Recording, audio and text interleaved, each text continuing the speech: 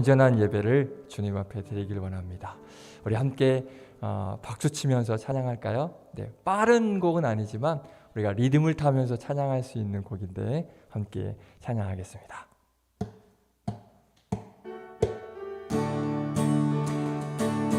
박수!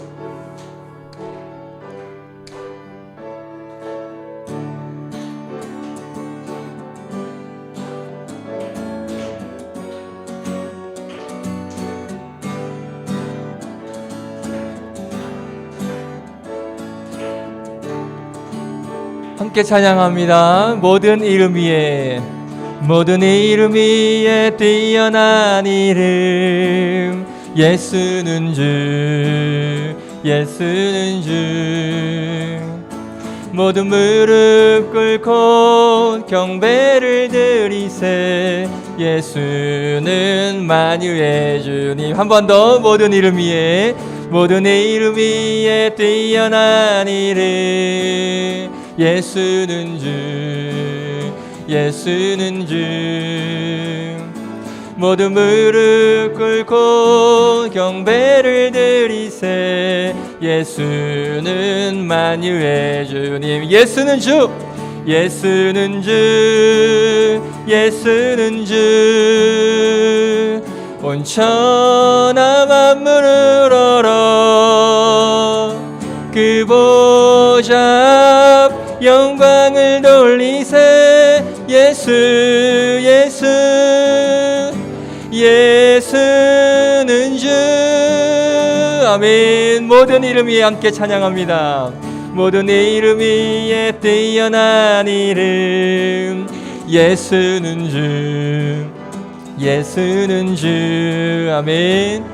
모든 무릎 꿇고 경배를 드리세, 예수는 만유의. 한 번 더. 모든 이름 위에 뛰어난 이름, 모든 이름 위에 뛰어난 이름, 예수는 주, 예수는 주. 모든 무릎 꿇고 경배를 드리세, 예수는 만유의. 다 함께. 예수는 주, 예수는 주, 예수는 주. 온 천하 만물을 얼어 그 보좌 앞 영광을 돌리세, 예수, 예수, 예수는 주, 예수는 주, 예수는 주, 예수는 주. 온 천하 만물을 얼어 그 보좌 영광을 돌리세, 예수, 예수. 예, 우리의 주인 되신 주님을 다시 한번 찬양합니다. 예수는 주, 아멘. 예수는 주. 온 천하 만물을 얼어 그 보좌 영광을 돌리세, 예수, 예수, 예수는 주. 주의 이름 안에서, 주의 이름 안에서 주의 성소로 가네, 영광스러운 이곳에 우리 기쁘게 왔네. 거룩한 보좌 앞에서 따뜻함을 느끼네. 우리 마음 경배하며 찬양의 제사 드리네. 찬양의, 찬양의 제사 드리며 성소로 들어갑니다. 찬양의 제사 드리며 성소로 들어갑니다.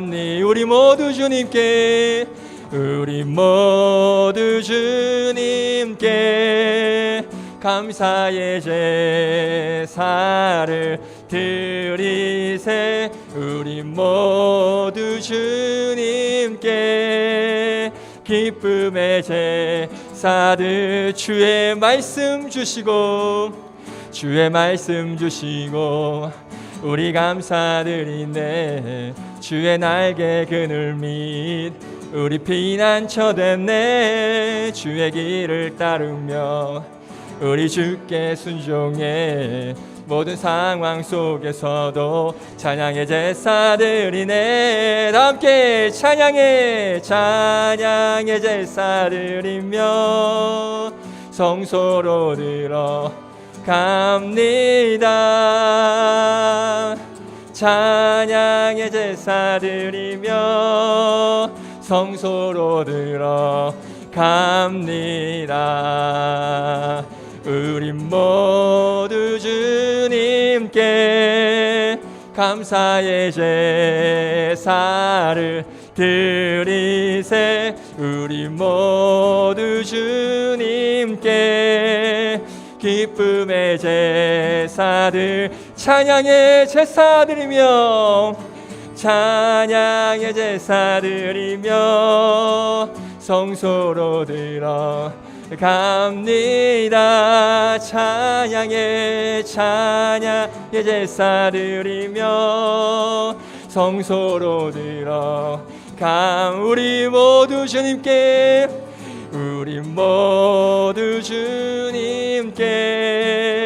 감사의 제사를 드리세. 우리 모두 주님께 기쁨의 우리 마지막으로 우리 모두 주님께 감사의 제사를 드리세. 우리 모두 주님께 기쁨의 제사 드리세. 아멘. 우리 하나님께 영광의 박수, 감사의 박수, 우리 찬양의 제사를 주님 앞에 믿음으로 올려드리길 원합니다. 할렐루야. 아멘.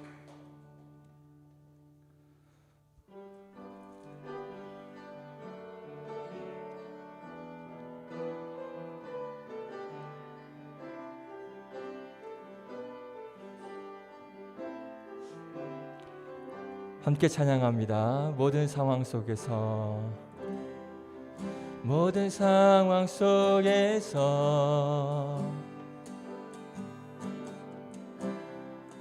주를 찬양할지라.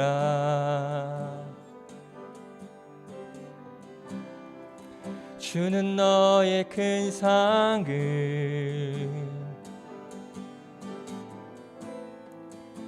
큰 도움이시라. 주의 얼굴 구할 때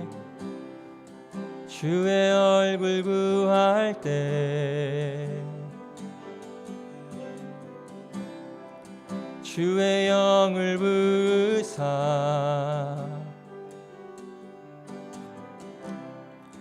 크신 사랑 안에서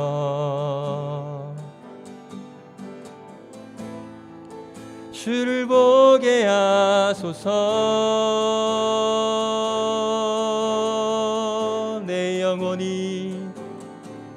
내 영혼이 확정되었사오니 믿음에 눈들어 주를 바라봅니다.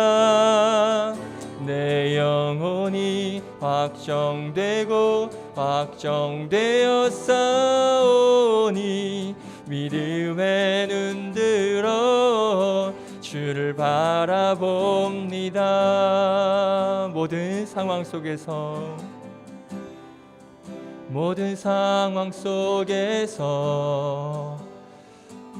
주를 찬양할지라.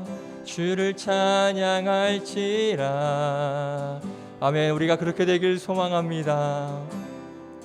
주는 너의 큰 상급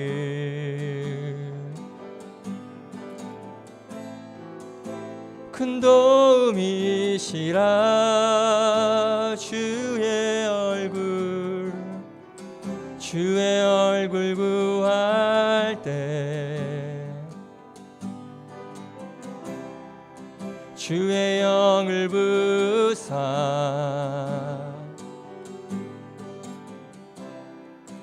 크신 사랑 안에서 주를 보게 하여 주시옵소서. 주를 보게 하소서. 우리 믿음의 고백으로 함께 찬양합니다. 내 영혼이 확정되고 확정되었사오니 믿음의 눈 들어 주를 바라봅니다. 내 영혼이 확정되고 확정되었사오니 믿음의 눈 들어 주를 바라보. 내 영혼이 확정되고 확정되었사오니 내 영혼이 확정되고 확정되었사오니 믿음의 눈 들어 주를 바라봅니다. 내 영혼이 확정되고 확정되었사오니 믿음의 눈 들어 주를 바라봅니다.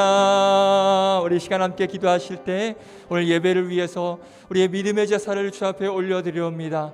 나의 전심을 다한 예배, 이 믿음의 거룩한 제사를 주님 앞에 올려드리오니 하나님께서 흠양하시고 하나님께서 기뻐 받으시는 그런 아름다운 제사가 되게 하여 주시고 하나님의 임재가 있는 그런 예배가 되게 하여 주시고 우리가 드릴 것 예배밖에 없기에 우리의 마음을 다한 온전한 예배로 주 앞에 나아가오니 이 시간 함께 하여 주시옵소서. 우리 함께 예배를 위해서 통성으로 함께 기도하도록 하겠습니다. 기도하겠습니다.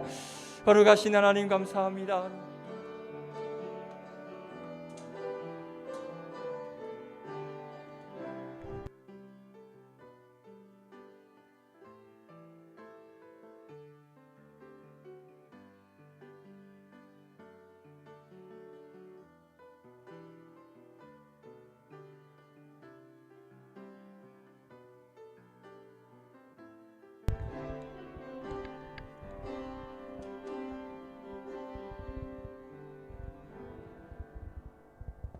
다 같이 고개 숙여 주님께 기도드리겠습니다. 고맙고 감사하신 하나님 아버지, 또 한 주 동안 우리 사랑하는 청년들을 지켜주시고 또 이렇게 성전으로 발걸음을 옮기게 하심을 감사합니다. 주여 하나님 아버지, 어제는 예수님께서 오신 날을 기념하는 성탄절이었습니다. 정말 죽을 수밖에 없고 지옥에 갈 수 없는 저희들을 구원하시기 위해서 이렇게 오신 예수님의 사랑에 대해서 저희가 너무나도 감사합니다. 아버지, 저희들의 예수님께서 왜 이 세상에 오시고 어쩌다가 그렇게 십자가에 못 박혀 돌아가셨는지를 늘 기억하고 어떤 시련이 있을 때마다 십자가만 바라보며 나아갈 수 있는 우리 청년들이 될 수 있도록 은혜를 더하여 주시옵소서. 하나님 아버지, 아직도 코로나가 창궐하고 있고 날씨는 또 많이 추워지고 있습니다.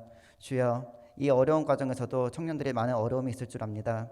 주님께서 한 명 한 명의 기도 제목과 소원을 아시오니 하나님의 방법으로, 최고의 방법으로 그들의 소원을 이루어주시고 저희가 무엇보다도 그 어떤 상황에 있더라도 예수 그리스도라는 그 큰 은혜를 저희들이 잊지 않고 끝까지 붙잡고 살아가고 승리하는 우리 청년들이 될 수 있도록 주님께서 인도하여 주시옵소서. 하나님 아버지, 지금 예배를 시작하는 시간입니다.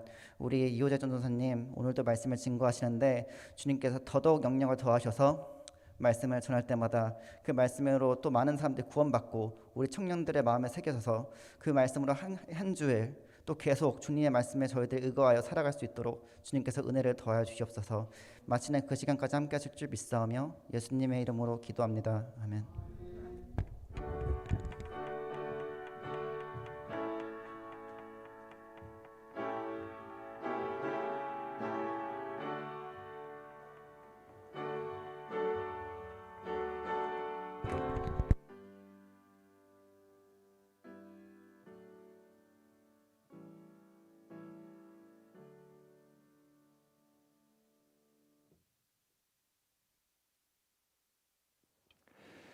네, 오늘 함께 본 말씀은 고린도후서 4장 18절입니다. 고린도후서 4장 18절 말씀.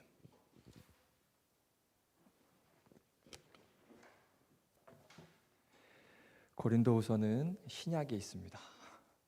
신약 290페이지. 네, 고린도후서 4장 18절 신약성경 290페이지. 자, 우리 한 절이니까요. 우리 다 같이 큰 목소리로 합독하도록 하겠습니다. 시작. 우리가 주목하는 것은 보이는 것이 아니요 보이지 않는 것이니 보이는 것은 잠깐이요 보이지 않는 것은 영원함이라. 아멘. 우리 한 번 더 읽을까요? 한 절이니까 시작. 우리가 주목하는 것은 보이는 것이 아니요 보이지 않는 것이니 보이는 것은 잠깐이요 보이지 않는 것은 영원함이라. 아멘. 기도하겠습니다. 하나님 감사합니다. 오늘도 우리가 한 주간의 또 삶을 살면서 또 지쳐 있고 또 위로가 필요하고 또 힘이 필요하고 또 여러 가지의 공급되는 것들이 또 필요함을 느끼고 또 앞으로의 또 한 주간을 살아가기 위하여서 오늘 이 주일 예배를 통하여서 하나님의 풍성하신 은혜, 우리에게 주실 새 힘과 새 능력을 또 공급받고 살아가길 원합니다. 그러한 마음으로 또 세상 가운데 있던 청년들이 그 믿음을 가지고 주 앞에 나왔사오니 이들의 마음을 위로하여 주시고 이들의 삶 또한 위로하여 주시고 오늘 예배를 통하여서 새 힘과 능력과 하나님의 평강과 은혜가 넘치는 또 얻고 돌아가는 귀한 은혜의 시간 될 수 있도록 이 시간 역사하여 주시고 함께하여 주시옵소서. 잠시 말씀을 나누고자 합니다. 부족한 종 세워주셨사오니 종의 자취는 감추시고 전하는 자 듣는 자 우리 모두에게 동일한 은혜만 임할 수 있도록 이 시간 역사하여 주시옵소서. 감사드리며 예수 그리스도의 이름으로 기도드렸습니다. 아멘. 오늘 함께 나눌 말씀의 제목은 생존자 편향 오류라는 제목입니다. Survivorship Bias라는 발음이 별론가요? 네, Survivorship Bias. 네. 어떤 말인지 모르겠죠. 난생 처음 들어보는 말일 수도 있고 혹시 또 이런 쪽에 또 관련된 공부를 한 청년들이라면 아마 한 번쯤은 들어보셨을 거고 또 알고 있는 청년들도 있을 거고. 자, 이 생존자 편향 오류가 무엇인지 오늘 말씀을 통해서 우리가 알아가고 또 은혜 받는 귀한 시간 됐으면 좋겠습니다. 세계 2차 세계대전 아시죠? 세계 2차 세계대전 때 있었던 일이에요. SRG 약어입니다. SRG라는 통계 연구 그룹이라는 한 단체가 세계 2차 세계대전 미국입니다. 미국에 있었던 한 단체의 이야기예요. 그 세계대전 전쟁에서 이제 벌어지는 여러 가지 문제들 또 전쟁을 하면서 발생되는 그런 여러 가지 어려움들 그런 문제들을 어떤 통계 기술을 적용을 하는 그런 업무를 맡은 기밀 조직이라고 합니다. 이 SRG라는 그룹이 연구 그룹이 그러한 일들을 했대요. 예를 들면 어떤 암호를 해독하고, 그러니까 전쟁 중에 벌어지는 그런 암호들을 해독을 하고, 그리고 어떤 통계와 그리고 확률 이런 것들을 통해서 어떻게 하면 우리 아군, 우리 편의 그런 피해를 줄이고 어떤 피해를 최소화할 수 있는지 이런 것들을 연구하고 또 통계를 통해서 또 알아서 적용을 시키는 그러한 기관, 기밀 조직이 바로 이 SRG라고 하는 통계 연구 그룹이에요. 그러니까 2차 세계 대전 당시에 이 미군의 전투기와 폭격기 이 두 개는 좀 다릅니다. 전투기는 뭐냐면 이제 하늘에서 날아다니면서 막 미사일을 막 쏘고 전투를 직접 하는 그러한 비행기라고 해야 될까요? 그것을 이제 전투기라고 하고요. 폭격기는 뭐냐면 좀 전투기와는 조금 달라요.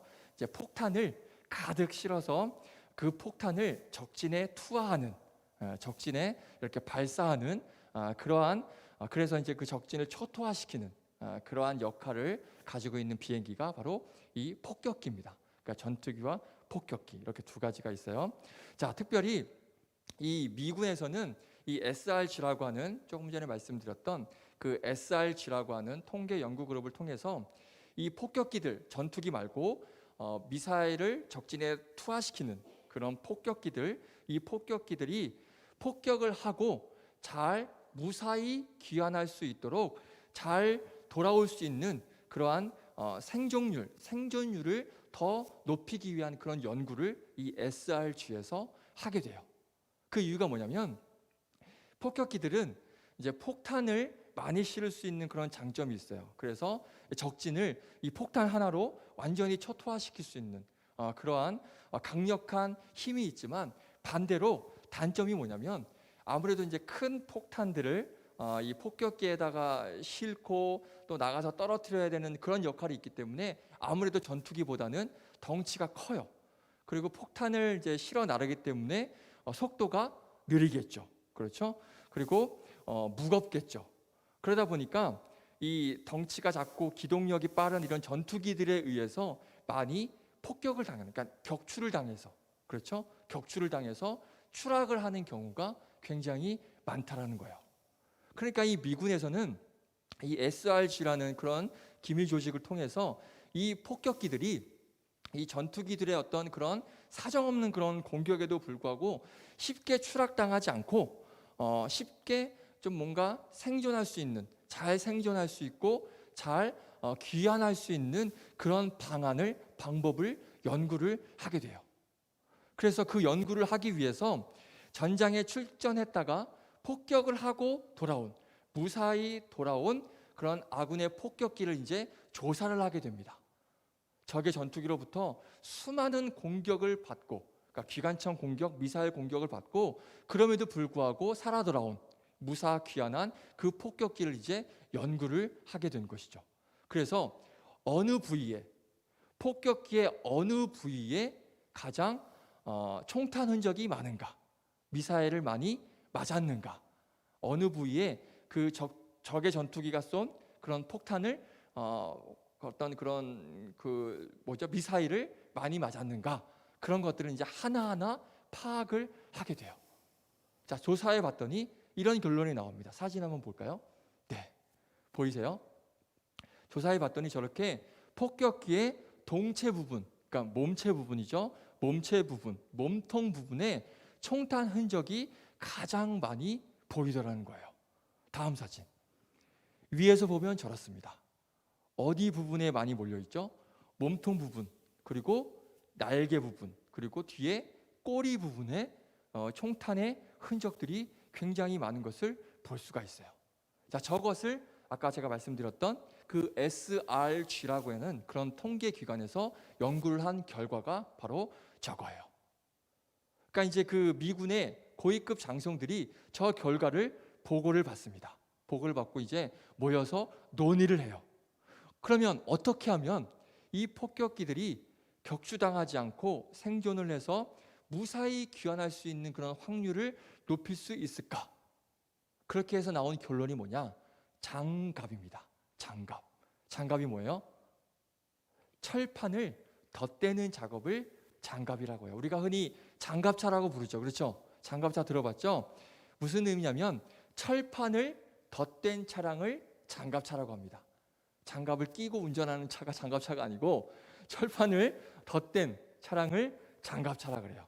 그래서 저런 폭격기에, 살아 돌아온 폭격기에다가 저런 장갑, 그러니까 철판을 더 두르면 생존 확률이 높아질 것이다 라는 그런 결론을 내고 철판을 두르기로 해요.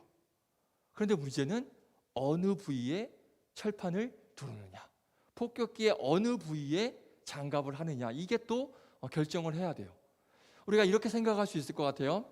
아니, 장갑을 할 거면, 철판을 두를 거면 폭격기 전체가 다 그냥 두르면 되지 않나? 그럼 뭐 어딜 맞아도 뭐 쉽게 격추당하지 않고 살아 돌아올 수 있지 않을까? 우리가 그렇게 생각을 할 수 있겠지만, 폭격기에 이 철판을 다 두르면 폭격기가 어떻게 될까요? 무게가 더 많이 나가겠죠. 그렇죠? 그리고 또 무게가 많이 나가면 연료가 어떻게 될까요? 연료 소모가 더 많아지죠. 그리고 속도가 빨라질까요? 느려질까요? 당연히 느려지죠. 그리고 똑같은 연료로 한번 이렇게 운항할 수 있는, 한번 나갔다 올 수 있는 그런 거리 또한 짧아지겠죠. 그렇죠? 그러니까 무작정 폭격기 전체를 다 장갑을 할 수는 없다. 철판을 덧댈 수는 없고 꼭 필요한 부분, 꼭 필요한 부분에 이 철판 보강 작업, 이 장갑 작업을 이제 의뢰를 했던 것이고, 그래서 아까 그 SRG에서 보내온 그 결과를 보고를 받고 이제 결정을 하는 것이죠. 어디 부분에 철판을 두를 것인가, 그 결정을 내리는 거예요. 자, 그러면 여러분들에게 질문. 여러분들이 생각하기에 어느 부위에 철판을 더 두르면 될까요? 어느 부위에 장갑, 이 철판을 보강을 하면 생존율이 더 높아질까요? 어딜까요? 안 맞은 곳? 그래요. 자, 날개와 몸통과 꼬리 부분에 총탄 자국이 제일 많았죠. 그러면 보통은 총탄을 가장 많이 맞은 곳을 우리가 우선적으로 생각을 할 거예요. 몸통, 날개, 꼬리 부분. 그렇죠? 거기에 가장 많이 맞았으니까 거기에 철판을 더 덧대야 된다. 그렇게 생각을 했죠. 그렇죠? 그 부분에 가장 이 총탄 자국이 집중이 많이 되어 있으니까 거기에다가 철판을 두르면 될 것이다. 그렇게 생각을 해요. 그래서 몸통과 날개, 꼬리 부분에 철판을 두르면 이 생존 확률이, 폭격기가 살아 돌아올 이 생존 확률이 좀 더 높지 않겠는가. 그렇게 해서 이제 생각을 하고 결정을 내요. 그렇게 내리고 작업을 하려고 하던 차에 한 사람이 반대를 합니다. 전혀 다른 의견을 내요. 누가 그랬을까요? 사진 한번 보여줄까요? 네, 누군지 모르겠죠? 저도 설교 준비하기 전까지 누군지 몰랐어요. 누구냐면 콜롬비아 대학 교수였던 아브라함 왈드라는 분입니다. 저분이 어떻게 반대를 했냐? 우리 방금 우리 모습 청년 맞죠? 대로인가? 미안해요, 아직 헷갈려서. 우리 대로 청년이 말한 것처럼 총탄 자국이 제일 많았던 몸통, 날개, 꼬리 부분에 철갑을 두르면 안 됩니다. 대신 반대로 총알 자국이 없는 엔진 부분과 그리고 조종석 부분에 이 장갑, 철판을 둘러야 됩니다. 보강을 해야 됩니다. 라고 저 아브라함 와일드 교수는 정반대 의견, 우리 대로 형제처럼 맞지 않은 곳, 그곳이 엔진 조종석과 엔진 부분이거든요. 그쪽에 철판을 둘러야 된다. 정반대의 의견을 내요. 사진 한번 보여줄까요? 네, 저렇게 와일드 교수는 저기 위에 철판을 둘러야 된다. 이렇게 주장을 했어요. 분명 연구 결과에서는 몸통, 날개, 꼬리 부분에 총탄을 많이 맞았다라고 확인이 됐는데 거기에는 철판을 두를 필요가 없다. 이유가 없다.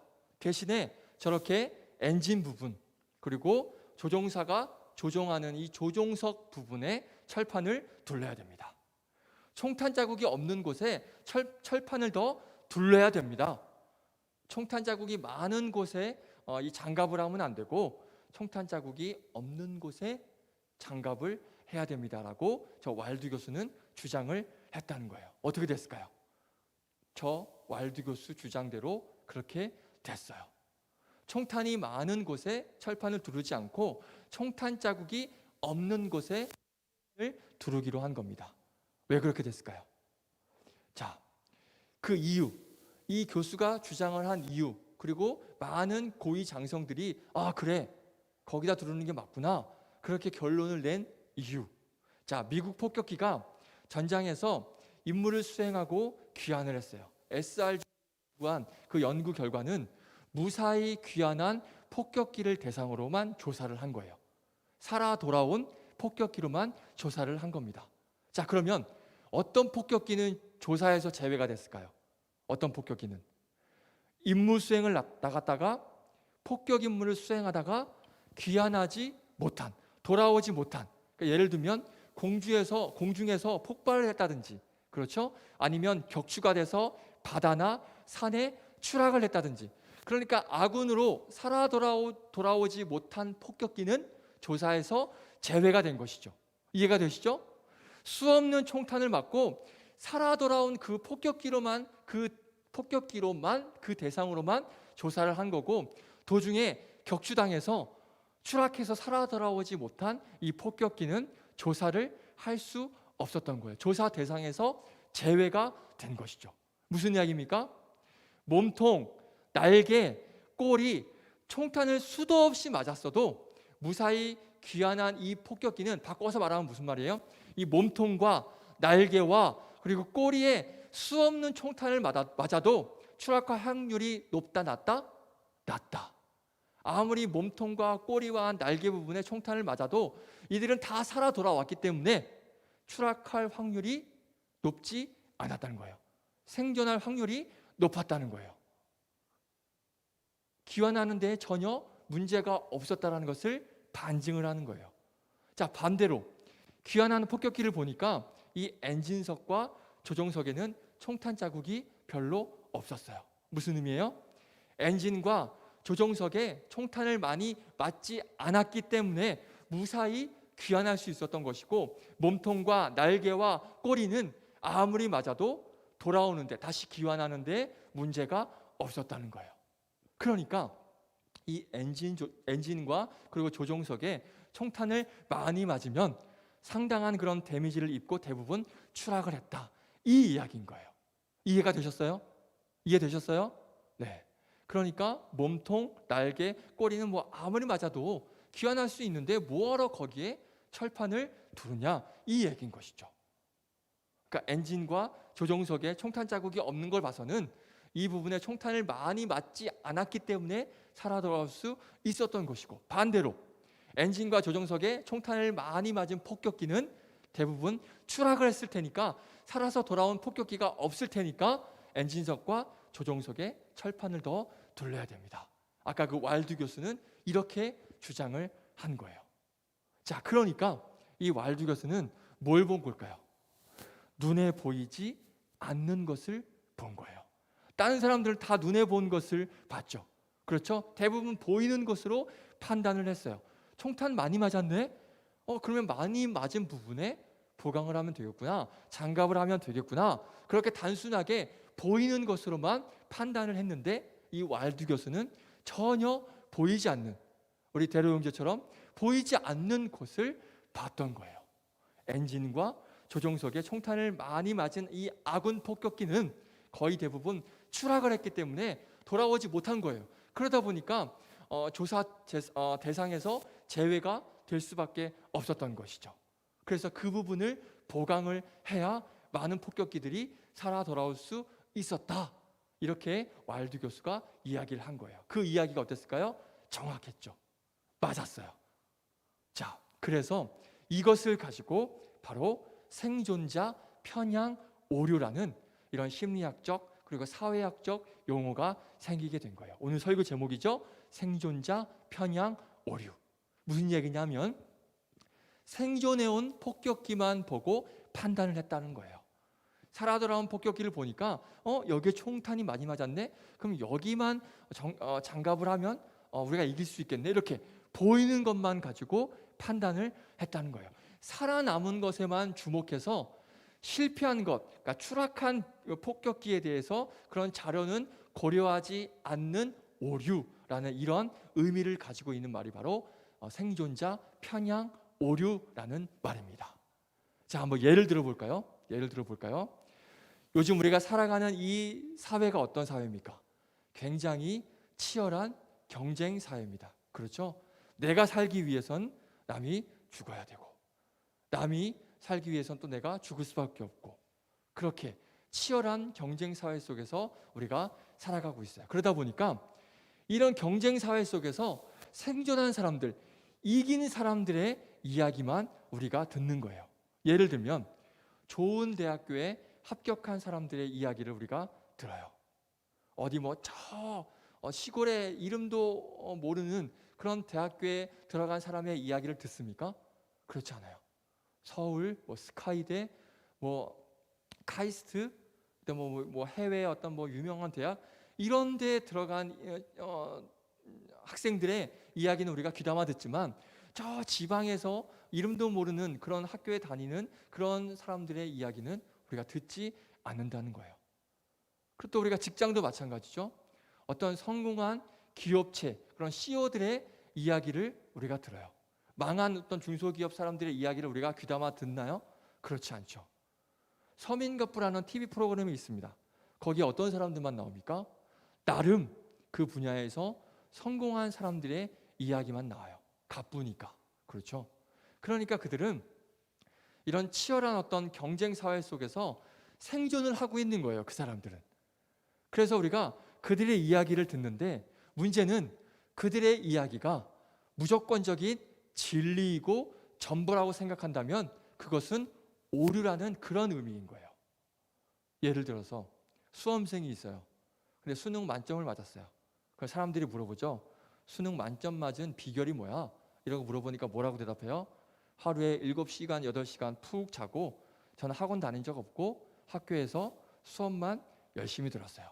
교과서만 가지고 공부했더니 수능 만점을 받았습니다. 우리가 이런 이야기를 들어요.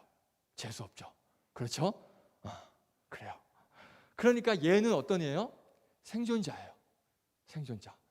그런데 그 이야기가 무조건적인 진리입니까? 그럼 모든 학생들이 다 그렇게 하면 다 수능 만점 받습니까?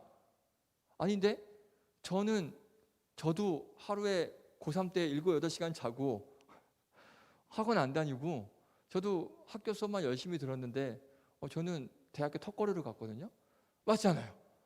다 그렇게 공부하면 다 그렇게 수능 만점 받나요? 아니죠. 그는 그렇게 이야기하지만 살아남았기 때문에 자기는 충분히 살아남았기 때문에 그렇게 이야기하지만 그 이야기가 절대적인 진리이냐 이거죠. 그렇지 않다라는 거예요. 자, 반대로 생존하지 못하는 사람들, 그 사람들은 말을 할 수가 없어요. 기업체가 망하거나 아까 얘기했죠? 기업체가 망하거나 어떤 생존 경쟁에 뒤처진 사람은 이야기를 할 수가 없어요. 말할 수가 없어요. 왜? 이미 사라져버리고 망해버리고 없어져 버렸으니까. 우리가 알아야 될 필요가 없죠. 망한 사람의 이야기를 뭐하러 들어요? 그렇죠. 사라져버린 사람들의 이야기를 우리가 뭐하러 듣냐 이거죠. 그러니까 살아남은 사람만 자기 이야기를 하는 것이고 그 이야기를 듣고 그렇구나. 그것이 옳구나. 그것이 진리이구나. 그것만 듣고 진리라고 생각을 한다는 거예요. 그런데 그것이 무조건적인 진리일 수는 없다.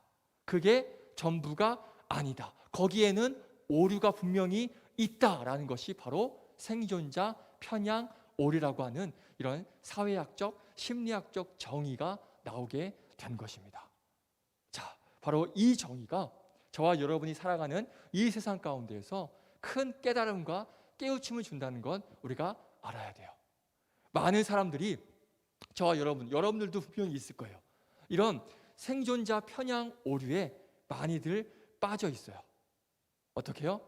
어떤 내 삶을 좀 윤택하게 하고 남들보다 좀 탁월하게 하고 남들보다 좀 더 월등하고 행복한 삶을 살기 위해서 무엇을 더 보강을 하고 무엇을 더 보충을 하고 강화하면 될까 고민을 하죠.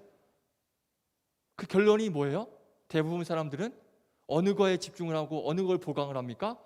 눈에 보이는 것에 집중을 하고 눈에 보이는 것을 보강을 하려고 하죠. 뭐가 있을까요? 부동산, 주식, 비트코인 이런 물질적인 것들, 어떤 외모, 건강, 미용, 명품 옷, 명품 차, 명품 아파트, 대형 평수의 아파트 이런 것들, 이런 눈에 보이는 것들을 보강하고 보충하고 더 많이 가지면 내 삶이 탁월해질 것이고 내 삶이 남들보다 더 월등해질 것이고 내 삶이 더 남들보다 더 일취월장 더 나을 것이다. 그렇게 생각을 한다는 것이죠. 전에 사역했던 청년이 얼마 전에 저한테 카톡을 보낸 게 있어요. 그렇게 쭉 얘기를 하다가 그 청년 하는 말이 뭐냐면 저는 돈이 많은 백수가 되고 싶어요. 이렇게 이야기를 했습니다. 돈이 많은 백수가 되고 싶다. 제가 뭐라 그랬을까요? 좋은 소리 안 했겠죠. 뭐라 그랬을까요? 그 생각 집어치우라고 했습니다. 엿바꿔 먹으라 그랬습니다. 자, 돈이 많고 백수 됐을 때 하나님 잘 섬기면 너무 좋죠. 그렇죠? 가장 베스트일 거예요. 그런데 돈 많고 백수 되면요, 하나님 떠날 확률이 제일 높습니다. 물론 절대적인 건 아니지만 대부분의 모습을 보면 그런 분들이 많아요. 물론 다 그렇진 않아요. 하지만 그럴 확률이 높다라는 걸 말씀을 드리는 거예요. 인간이라는 존재가 그래요. 배부르고 등 따시면 내 힘으로 살려고 하고 어느 누군가에 의지하려고 하지 않아요. 그 존재가 누구예요? 하나님이죠. 내가 가진 것으로도 충분히 살 수 있는데, 내가 가지고 있는 게 월등한데, 부유한데, 많은데 내가 누구를 의지해? 내가 누구에게 의지를 해? 이런 생각을 이 인간이라는 악한 본성이 그래요. 그러다 보니까 물론 다 그런 건 아니지만 돈 많고 백수되면 하나님 떠날 확률이 그래서 굉장히 높아요. 자, 세상은 그렇게 눈에 보이는 것으로 모든 것을 판단하고 그것이 나에게 있을 때 내 삶이 가장 아름답고 훌륭하고 월등하다라고 그렇게 해석을 한다는 거예요. 자, 그러나 생존자 편향 오류를 통해서 우리가 살펴봤어요. 그렇지 않다는 거예요. 정반대의 의견이 사실로 드러나는 것을 우리들이 알 수 있어요. 그렇죠? 눈에 보이는 것들만이 진리가 아니다. 폭격기를 보니까 총탄 자국이 많은 곳에 철판을 두르면 되지 않을까? 그러면 생존율이 높지 않을까? 그렇게 생각했지만 그렇지 않다는 거죠. 오히려 눈에 보이지 않는 그런 엔진석과 조종석의 철판을 둘러야 살아올 수 있지 않겠냐? 이렇게 눈에 보이지 않는 것을 우리가 믿고 따를 때 그것이 진리일 수 있다라는 것입니다.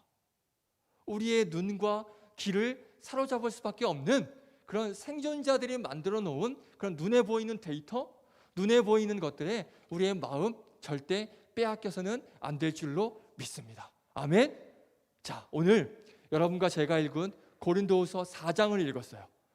이 고린도후서 4장이 그 사실을 정확하게 우리에게 말씀해 주고 있어요. 자, 바울이 썼거든요. 바울이 이 고린도서를 쓴 목적, 이유가 뭐냐? 바로 눈에 보이는 것들, 세상이 추구하고 세상의 힘이라고 하는 것들, 이런 것들보다는, 그것을 추구하기보다는 눈에 보이지 않는 하나님께서 우리 죽음 이후에 우리 최후의 심판, 우리 인간의 최후의 심판, 그리고 하늘에 있는 천국, 우리가 가야 될 천국, 보이지 않는 천국, 그리고 지금 우리와 함께하는 하나님, 눈에 보이지 않죠. 심판과 천국과 하나님 다 보이지 않아요. 눈에 보이지 않는 이런 하나님과 심판과 천국을 추구하면서 지금 우리가 살아가면서 겪게 되는, 또 마주하게 되는 유혹들, 고난들, 핍박, 이런 것들을 이겨내라. 내가 이겨냈듯이 너희들도 그 눈에 보이지 않는 그런 하나님을 의지하고 천국을 사모하고 우리가 가야 될 그 천국을 바라보고 그것을 의지해서 그 하나님만 추구하면서 그 천국을 바라보면서 그 천국을 추구하면서 이 세상, 힘들고 어려운 이 세상을 이겨나가라. 그것을 지금 고린도서가 저와 여러분에게 가르쳐주고 있는 거예요. 제가 여러분들의 삶을 다 몰라요. 이제 2주 됐기 때문에 여러분들이 어떤 형편에 있는지, 어떠한 어려움에 있는지, 어떠한 고난적 문제 앞에 힘들어하고 있는지 아직은 잘 모릅니다. 하지만 분명한 건 지금 여러분들의 모두 다는 아니겠지만 여러분들이 각자 그런 힘든 현실에 마주하고 있는 청년이 아마 대부분일 거예요. 물론 모든 게 행복한 청년도 있을 겁니다. 자, 그런 청년들은 하나님 앞에 배나 감사해야 되고요, 배나 헌금해야 되고요, 배나 열심히 섬겨야 됩니다. 아멘. 하지만 그렇지 않은 청년들 죄송해요, 목이 메었어요. 자, 그렇지 않은 청년들, 지금 내가 살아가는 이 현실이 너무나도 힘들고 막막하고 우는 게 아니에요. 살에 걸린 것 같아. 또 운다고 또 생각할까 봐. 울지 않아요? 자, 다시 집중해서 우리 청년들이, 지금 이 시대를 살아가는 청년들이 너무나도 힘들다는 거죠. 뭐 하나 뜻대로 되지 않고 취업이며 공부며 학업이며 뭐 하나 원하는 대로, 마음 가는 대로 되지 않는다는 거예요. 그렇죠. 그러니까 그런 상황에 있는 청년들이 그렇다고 해서 뭔가 한심하고 자책하고, 그래 나는 보잘것없어, 답답해하고 억울해하고 그렇게 살아야 되겠습니까? 아니죠. 그렇다 할지라도 그게 다가 아니다. 지금 내 앞에 있는 현실, 이 어려운 현실이 다가 아니야. 내가 직면한 이 문제들, 이런 고난들, 이것이 다가 아니다. 그것이 영원하지 않아. 이것이 지금 영원하지 않아. 그렇게 사도 바울이 지금 이 고린도후서 4장에서 우리들에게 말씀하고 있는 거예요. 그것이 절대 영원하지 않아. 여러분들의 지금 힘듦과 고난과 어려움의 현실들이 그것이 절대 영원하지 않다라고 이 사도 바울이 이야기를 하고 있는 거예요. 눈에 보이는 세상과 세상에 있는 것들은 잠깐이다. 곧 없어질 것이다. 눈에 보이지 않는 하나님과 그 천국에 있는 것이 영원하기에 눈에 보이지 않는 것으로 눈에 보이는 것들을 해석을 하고 또 하늘에 있는 것으로 땅을 해석하며 그렇게 살도록 해라. 그것을 지금 사도 바울이 고린도서를 통해서 저와 여러분에게 말씀해 주고 있는 것입니다. 자, 한 사람 예를 한번 들어볼까요? 구약시대의 아브라함 아시죠? 아브라함은 어땠습니까? 갈대아 우르라는 지역에서 우상을 만들어 팔았던 사람이 아브라함이에요. 아브라함의 아버지가 누구죠? 데라죠. 데라의 직업이 뭔지 아세요? 성경에 나오지 않지만 탈무드에 보면 우상을 만드는 사람이 데라였어요. 우상을 만드는 직업을 가지고 있는 사람이 데라. 그의 아들 아브라함도 마찬가지예요. 나름 그 갈대아 우르에서 나름 유지 역할을 했어요. 문명의 혜택을 누리면서 살았어요. 자, 4,000년 전 유적자를 보면요, 아브라함이 살던 곳, 이 4,000년 전에 갈대아 우르는요, 수세식 화장실이 있었다 그래요. 그렇게 나름 부를 누리면서 문명을 즐기면서 안락한 그런 생활을 하면서 보장된 노후를 보내고 있던 이 아브라함에게 하나님께서 뭐라고 말씀하셔요? 네가 살던 곳을 떠나라. 거기 가, 떠나. 이렇게 말씀을 하십니다. 수세식 화장실과 보장된 노후와 문명들과 대리석으로 지은 집을 떠나서 천막을 치고 불편한 그런 생활을 하라고 하나님께서 아브라함에게 말씀하셨어요. 근데 아브라함이 어떻게 합니까? 그 말씀을 듣고 웃기시네. 내가 지금 이 대리석으로 지은 집 수세식 화장실을 내가 버려두고 어딜 가? 이러지 않았죠. 어떻게 했어요? 하나님 말씀에 순종을 해서 고향을 떠나요. 그리고 하란이라는 곳을 거쳐서 결국 나그네처럼 살게 됩니다. 자기가 그동안 누렸던 문명들을 다 버리고 하나님께서 가라는 그 음성만 듣고 나그네처럼 삶을 살아가는 그곳으로 가게 되는 거예요. 수세식 화장실, 대리석으로 지은 집 이런 것 다 버리고 천막 치고 흙먼지가 풀풀 날리는 곳으로 불편한 곳에 가서 이 아브라함이 살게 된다는 거예요. 자, 눈에 보이는 것들, 그렇죠? 수세식 화장실, 대리석으로 지은 집, 이런 눈에 보이는 것들 다 내려놓고 포기하라는 그 하나님 말씀에 이 아브라함은 불평불만 갖지 않고 온전히 순종했어요. 그랬을 때 아브라함에게 다가온 건 뭐죠? 찾아온 건 뭐죠? 하나님께서 뭐라고 말씀하셔요? 너는 복의 근원이 될 것이야. 민족의 조상이 될 것이다. 그렇게 말씀을 해주셔요. 아무 힘도 가진 것 없는 아브라함에게, 눈에 보이는 것 아무것도 없는 아브라함에게 하나님께서는 내가 너를 복의 근원으로 만들어줄게. 그렇게 말씀하시고 약속하시고 그 약속을 결국에는 이루어 주신다는 거예요. 자, 그렇다면 아브라함과 같이 별반 다를 바 없는 예수를 지금 내가 믿지만 이 자리에 나와서 우리가 예배를 드리지만 내 눈앞에 지금 보이는 거 하나 없어요. 그렇죠? 앞으로 어떻게 내가 될지, 내가 어떤 인생을 살아갈지 눈에 보이는 것 하나도 없습니다. 혹시 아는 청년 있어요? 그럼 그 방법 저한테 좀 알려주세요. 저도 좀 알아보게. 우리 알 수 없습니다. 우리가 그 속에서 살아가고 있어요. 그럼 우리는 어떻게 해야 되겠습니까? 자, 기억해야 돼요. 하나님께서는 지금도 여전히 여러분 옆에서 일하고 계십니다. 여러분들을 향한, 여러분들 각자 한 사람 한 사람을 향한 하나님의 약속, 여러분들을 향한 그 약속 반드시 지금 이루고 계신다는 것을 기억하시기를 바랍니다. 할렐루야. 지금 눈에 보이지 않아요. 내 인생 어떻게 될지, 앞으로 내가 무슨 일을 할지, 내 삶이 어떻게 될지 절대 보여지지 않아요. 아브라함도 마찬가지였어요. 그 좋은 곳을 떠나서 눈에 보이지 않는 곳으로 갔는데 하나님께서는 그 약속을 믿고 간 아브라함에게 민족의 조상이 되게 해준 것처럼 여러분들도 지금 눈에 보이는 건 없지만 지금도 여전히 일하고 계시는, 내 삶을 주관하고 계시고 다스리고 계시는 그 하나님을 우리가 의지하고 그 하나님과 동행하는 그런 삶을 살아갈 때 결국엔 하나님께서 여러분들을 망하게 하시겠습니까? 여러분들 잘못된 길로 구렁텅이에 쳐 넣으시겠습니까? 우리 하나님 그런 하나님 아니시잖아요. 여러분들에게 반드시 좋은 것, 선한 것으로 채워주시고 그렇게 인도하실 분이 바로 우리 하나님이십니다. 아멘이십니까? 손에 잡히는 것 하나 없어요. 내 미래, 내 앞날이 어떻게 될지 전혀 예상이 안 돼요. 지금 나는 잘 가고 있나? 내가 지금 선택한 이 길이 과연 옳은 길인가? 좋은 길인가? 잘 가고 있는 것인가? 앞으로 나는 어떻게 될 것인가? 아무것도 모르겠지만 아브라함처럼 그저 믿고 그저 믿음으로 맡기면 되는 것입니다. 아멘? 그래서 우리가 기도를 해야 되는 거예요. 그래서 하나님의 인도하심과 동행하심을 구해야 되는 거예요. 지금 이럴 때가 아니에요. 이렇게 그냥 예배고 뭐고 다 필요 없다. 내 인생 내가 개척하자. 옛날에 이런 말이 있어요. 무쇠의 뿔처럼 나아가라. 내 인생 내가 개척하지 내가 누구의 도움을 받냐? 누구를 의지하냐? 이럴 때가 아니라는 거예요.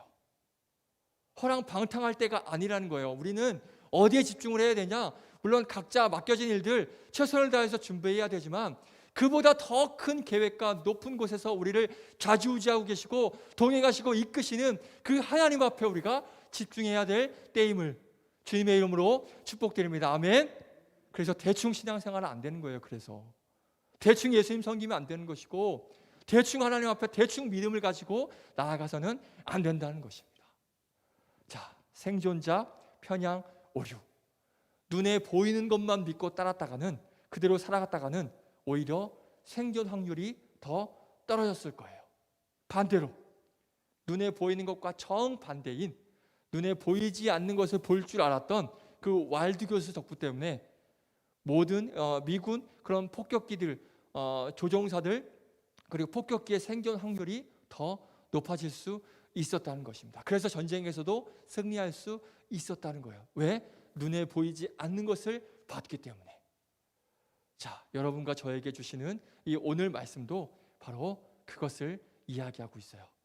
세상의 힘, 눈에 보이는 것, 그거 더 갖고 그거 더 덧댄다고 해서 그거 더 한다고 해서 안전과 행복, 성공 보장되는 것 아니거든. 그 말씀하고 있는 거예요. 보이지 않는 하나님, 그리고 하나님께서 나와 함께 하시고 나를 다스리시고 통치하시는 그 사실을 인식하고 알고 그것을 추구하고 그래서 지금 이 세상에 보이는 내 현실, 내 그런 암담한 현실을 그것들을 해석을 통해서 하나님께서 모든 것들을 이루어 가실 그 하나님의 그런 통치하심 그런 것들을 통해서 지금 내 앞에 있는 암담한 현실을 해석을 하고 그렇게 하며 살 때에 오히려 진짜 행복, 참된 생명이 유지될 수 있다, 얻을 수 있다. 그것을 오늘 저와 여러분에게 말씀해주고 있는 것입니다. 자, 얼마 전에 있었던 일 하나 말씀드리고 마치겠습니다. 사진 하나 보여드릴까요? 어떤 사진인 것 같으세요? 최근에 일어난 일입니다. 얼마 전에 미국에서 엄청난 토네이도가 몰아쳤습니다. 기억하시죠? 기사를 보니까 찾아봤어요. 보통 토네이도는 6월 정도에 대부분 발생이 된다 그래요. 그런데 정말 이례적으로 12월에 토네이도가 발생이 돼서 거의 100명 가까운 그런 희생자가 발생을 했어요. 불과 얼마 전에 일어난 일입니다. 저렇게 뭐 켄터키주 해가지고 미국 중부 지역이 완전 초토화가 됐죠. 네, 다음 사진. 네, 이건 뭔지 아시죠? 얼마 전에 일어난 제주도 지진이에요. 그렇죠? 기사를 보니까 제주도에서 일어난 지진 중에 가장 큰 지진이 바로 이번에 발생된 지진이라 그래요. 피해는 없었지만 간담이 서늘했죠. 그렇죠? 제가 지난주에 같이 사역했던 어떤 교육자분을 이제 만나서 같이 식사도 하고 이야기도 나누고 그런 일이 있었어요. 그러면서 저 이야기가 나왔어요. 토네이도 이야기도 나오고 제주 지진도 이야기가 나왔어요. 그러면서 제가 뭐라고 했냐면 지금 이 상황을 보면서 저는 너무 무섭다라고 그렇게 말씀을 드렸어요. 말세의 징조라 그러죠. 그렇죠? 말세의 징조. 예수님께서 다시 오실 그런 재림의 징조. 그렇죠? 뭐가 있습니까? 뭐 자연재해, 전쟁, 홍수, 기근, 뭐 전염병 이런 것들이 말세의 징조잖아요. 그렇죠? 이런 지금 상황들이 이러한 것들이 지금 전 세계에서 일어나고 있어요. 지금 우리 눈앞에 있는 코로나 전염병이잖아요. 창궐을 하고 있잖아요. 그리고 뭐 기후변화로 인한 자연재해들 이런 것들이 계속 잊을만 하면 들려오고 있고 뭐 전쟁과 이런 것들이 뭐 홍콩 사태, 미얀마 사태, 뭐 아프간 사태 이런 전쟁의 소식들이 계속해서 들리고 있잖아요. 말세의 징조들이거든요. 무섭지 않나요? 저는 너무 무서웠어요. 그래서 너무 무섭습니다라고 이야기했더니 그분이 하시는 말씀이 자기는 너무 감사하다라고 이야기를 해요. 자연재해, 전쟁, 전염병, 지금 코로나와 같은 전염병 이런 증상들, 이런 말세의 증상들이 자기는 너무나 감사하대요. 왜요? 주님 오실 날이 멀지 않았기 때문에. 곧 영원한 내가 갈 그런 영원한 천국 하나님의 나라가 이제 얼마 남지 않았구나. 그것을 생각하니까 자기는 너무 감사하대요. 이렇게 이야기를 하더라고요. 제가 그 이야기를 듣고 얼마나 쪽팔렸는지 알아요? 같이 사역을 하는데 한 사람은 무서워 벌벌 떨고 있고 한 사람은 감사하다라고 그것을 찬양하고 있고 오히려 다가올 하나님의 나라를 기대하면서 소망을 갖고 있는 그런 모습을 보니까 저는 너무나 부끄러웠다는 것이죠. 자, 무슨 말이에요? 이게 무슨 말입니까? 저는 앞에 보이는 지금 눈앞에 있는 눈에 보이는 이런 말세의 현상들 이런 증상들만 본 것이고요. 그분은 이런 자연재해, 전염병 이런 현상들을 보면서 물론 무섭고 걱정스럽고 두렵지만 그분은 그래도 감사하다는 거예요. 자연재해가 나서 감사하다는 거예요. 홍수가 나고 자연재해가 일어나고 이런 현상들이 주님의 재림 곧 예수님께서 다시 곧 오실 그런 현상들이다 보니까 점점 그때가 가까이 온다고 하니까 할렐루야 감사의 고백이 안 나올 수가 없다는 거예요.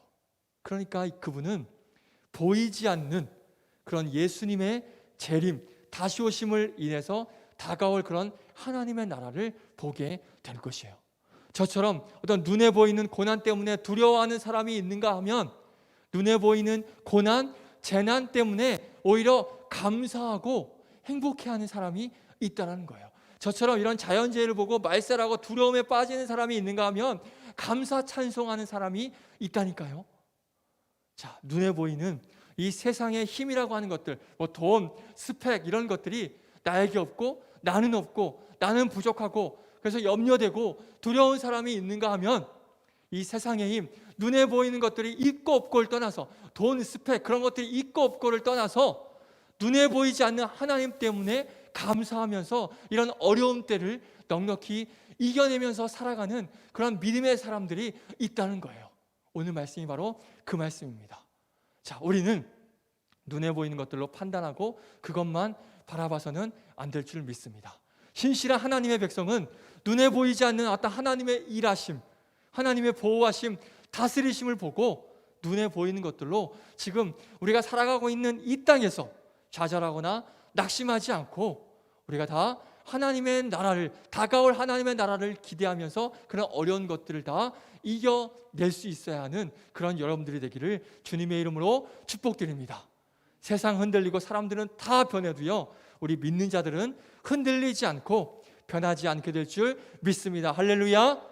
그런 믿음을 가지고 지금의 어려움 잘 이겨나가면서 꿋꿋이 이겨나가면서 살아가시는 그런 사랑하는 청년들 되기를 주님의 이름으로 축복드리겠습니다. 아멘. 찬양합니다.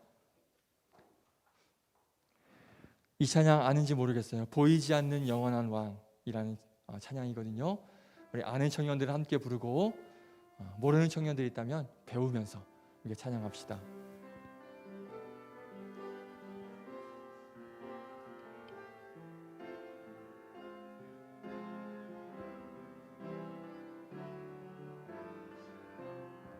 보이지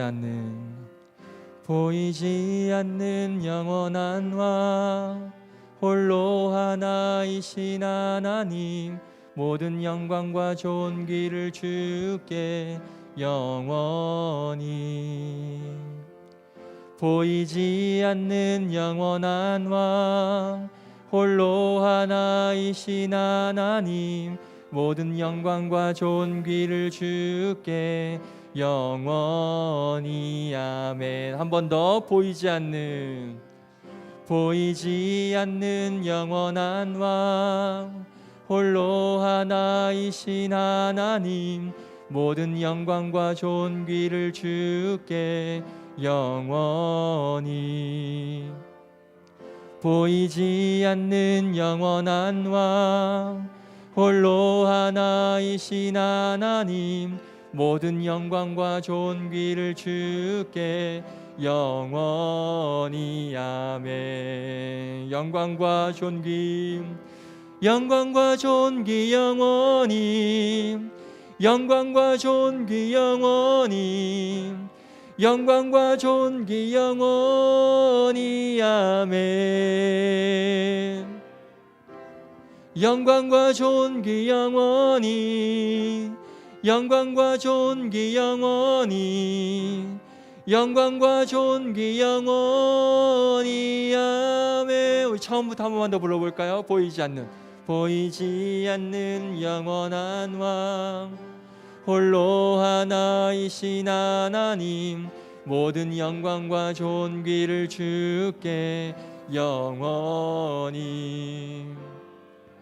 보이지 않는 영원한 왕, 홀로 하나이신 하나님, 모든 영광과 존귀를 주께 영원히. 아멘. 영광과 존귀, 영광과 존귀 영원히, 영광과 존귀 영원히, 영광과 존귀 영원히. 아멘.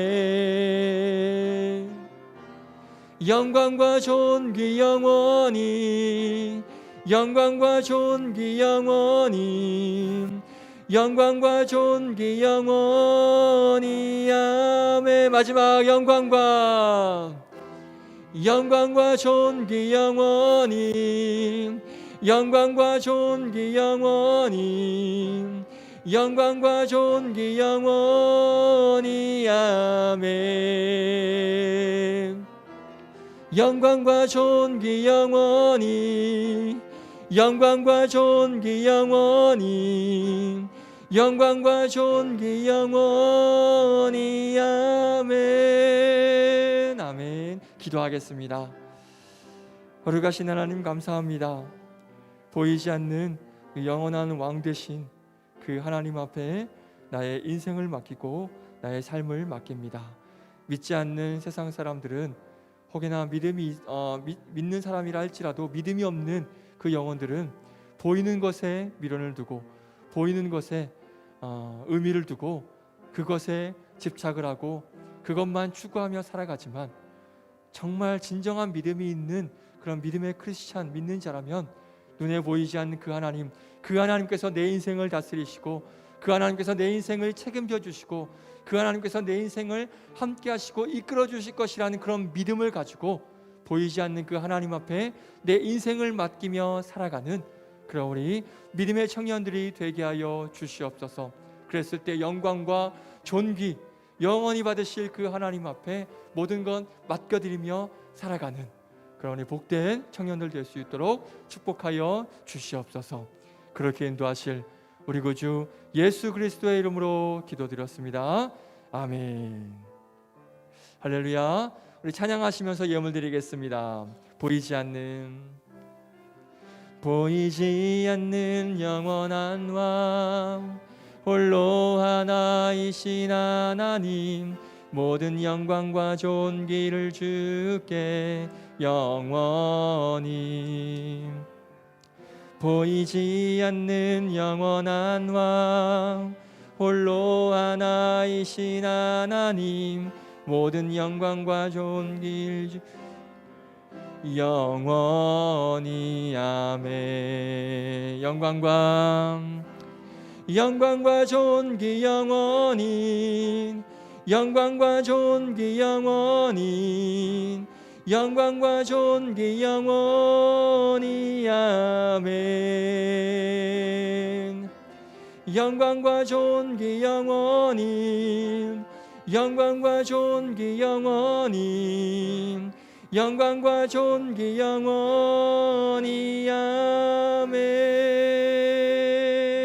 아멘. 기도하겠습니다. 감사한 금 드렸습니다. 2021년도 한 해도 지켜주신 주님의 은혜에 감사합니다. 우리 이은지 청년, 그리고 11조 이모습 청년, 그리고 사랑의 연금 이주영, 이하인 청년, 하나님께 예물 드렸습니다. 거룩하신 하나님, 이 예물 주님 앞에 감사한 마음을 가지고, 비록 눈에 보이지 않지만 내 삶을 다스려주고 계시고 지금도 이끌고 계시고 지켜주시는 그 하나님 덕분에 내가 살 수 있음을 고백하며 그 하나님 앞에 우리가 드릴 것들을 정성껏 모아 주 앞에 올려드렸습니다. 11조와 감사헌금과 사랑헌금과 그리고 주일헌금과 여러 가지 제목들로 주 앞에 드린 이 물질들 주님께서 기쁘게 받아주시옵시고 하나님께서 흠양하여 주시고 물질의 축복을 30배, 60배, 100배의 열매로 맺어질 수 있도록 하나님께서 축복의 은혜 또한 허락하여 주시옵소서. 한 주간 또 세상 가운데서 살아갈 때 주님께서 주시는 힘과 능력 공급받고, 비록 손에 잡히지 않고 눈에 보이지 않는 하나님이시지만 그 하나님 절대적으로 우리가 의지하여서 그 하나님으로 말미암아 승리하는 한 주간 보내는 그런 우리 청년들 될 수 있도록 축복하여 주시옵소서. 감사드립니다. 예수 그리스도의 이름으로 기도드렸습니다. 아멘. 주기도문으로 마칩니다. 하늘에 계신 우리 아버지여, 이름이 거룩히 여김을 받으시오며 나라가 임하옵시며 뜻이 하늘에서 이루어진 것 같이 땅에서도 이루어지이다. 오늘 우리에게 일용할 양식을 주시옵시고 우리가 우리에게 죄 지은 자를 사하여 준 것 같이 우리의 죄를 사하여 주옵시고 우리를 시험에 들게 하지 마옵시고 다만 악에서 구하시옵소서. 나라와 권세와 영광이 아버지께 영원히 있사옵나이다. 아멘.